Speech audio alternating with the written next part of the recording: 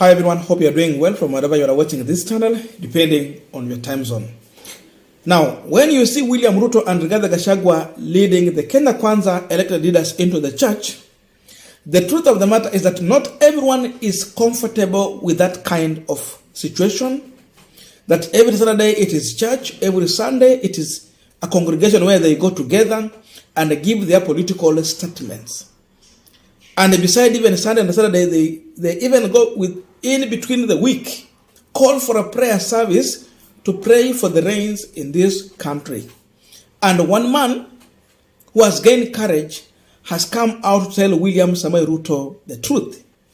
Because it cannot be that we are in a country whereby you are just praying every day as the head of state so that we can have rains, but you don't have any other means in case this rain does not come.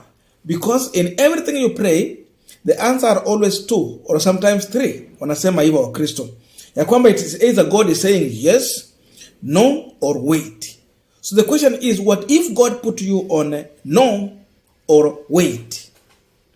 Will you wait as your people die?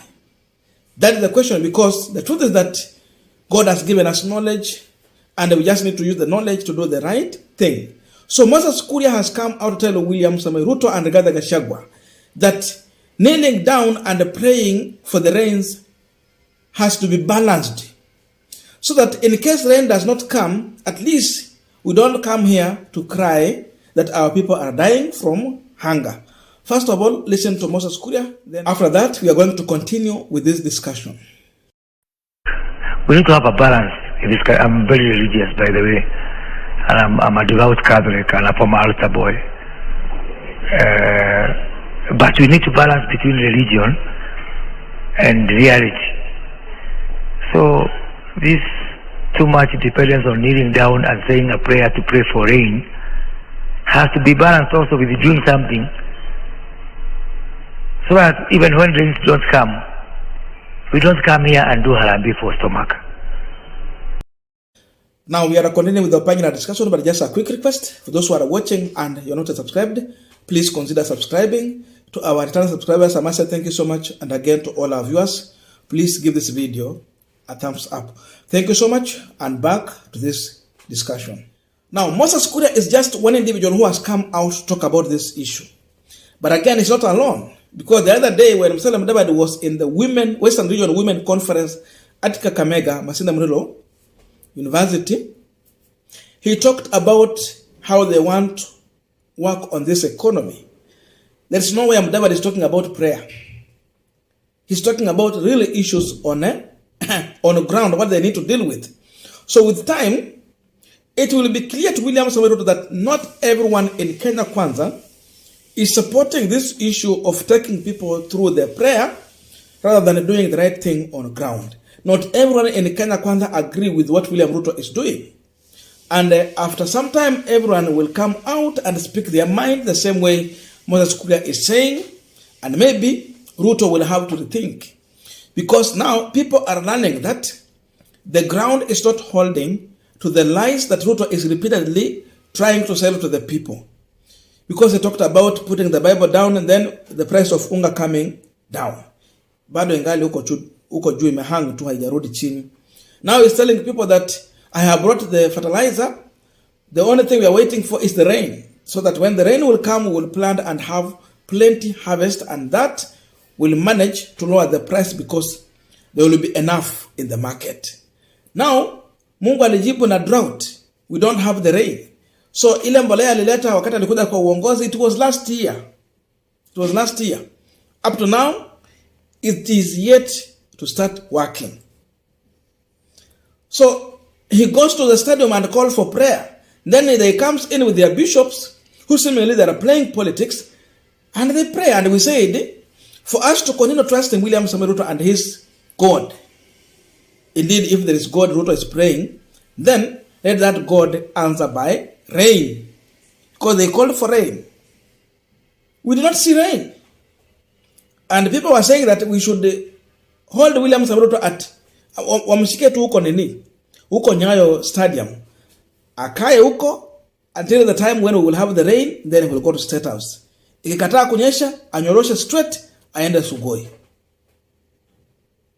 That means people are tired because they have someone who seemingly is incompetent, but he thinks in his mind that people are stupid, so he can cheat them, he can lie to them anytime he thinks and anyhow he wishes to do so. But again, you can't lie every day. And even if you continue to lie, you will reach a stage when now you cannot sell that lie anymore because you are being hit with the truth on the ground. Reality is that what Moses is talking about, people are suffering in this country. They cannot afford the basic food, basic commodities. Mafuta imeenda juu, mafuta ya kupika, ikuwe ni nini, they cannot afford it. But then we are still here praying for the same people rather than offering a solution. The truth is that even if you go to Israel, huko kwenye sasa Yesu alitoka, those people, they no longer pray for rain. What they are doing, they have gone into irrigation. So they are doing irrigation farming. And they harvest plentifully. They have enough for the market. So because God gave them knowledge, they decided to use that knowledge to solve the problem they have on the ground. I don't know if in Kenya we don't have knowledge, but there are so many people who are competent.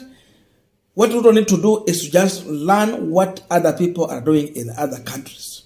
Should be asking, why is it that in Israel, it is a desert, total desert. But they don't beg for food. They don't import food. They literally just plant and even they export instead of importing food. Yet we are in a country where we have enough water, fresh water, not salt water. Because some of these Gulf countries, even you will find that they have seawater which is salty, and they have now to treat the water so that they remove the salt before they use that water. In Kenya, we have a lot of fresh water, but we cannot use it properly. Ruto was in government with Uhuru Kenyatta, and we had the irrigation scheme program that was in this country, Kuria River. What happened?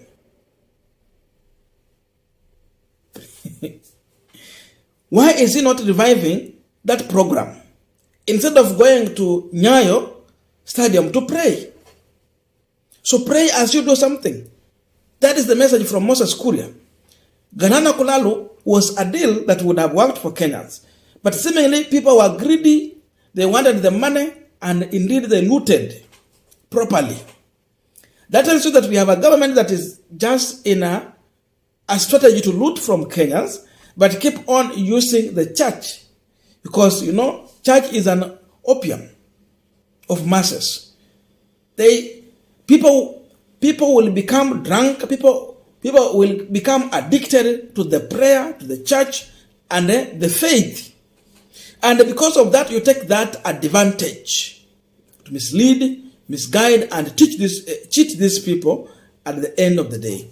So people like Moses Kuria are coming out to say what they are reading from the ground. In Mount Kenya, there is big problem. Even part of Kiambu, where Moses is coming from, we have seen bishops going deeper into their pocket to contribute money to buy food for the hungry. We have seen in Nyeri, where Gachagua is coming from, Bishop Muheria is contributing money to feed the hungry. But Gachagua is busy in stadium praying. That one alone, it is an irony. Instead of Bishop Muheria being in church praying, he's the one walking around in these companies and the well-wishers trying to tell them how they have problem, how they need to help people. But then the people who need to work for the people and feed them are busy becoming priests. Governance and church. That's why men of God, and I saw Njoya was on Citizen TV, and it was clear that we have to differentiate church and governance. It is different. Because we might use the church to divide even the country. People have different faith. Because Kenya is not a religion state. So why do you force people even to believe in what you trust in? That's why someone was asking, what if next time we have a Muslim president? Then he said to go the direction in which William Ruto is taking. What will the Christians saying that time? Will they be comfortable with that? Lazima uelewe kama wewe ni president ya wazimu, na watu wenye wako na akili timamu, na watu wenye makabila tofauti, na watu wenye wako katika in different religion. Appreciate all of them and move forward. So Ruto has to apply the knowledge. We have our universities, they are good, well researchers. They can help to solve problems in this country. So Kuria is telling William Ruto the truth that many people are fearing to tell him. And maybe because there is no any other way he can talk to William Ruto, that's why he's coming on camera to talk about this reality.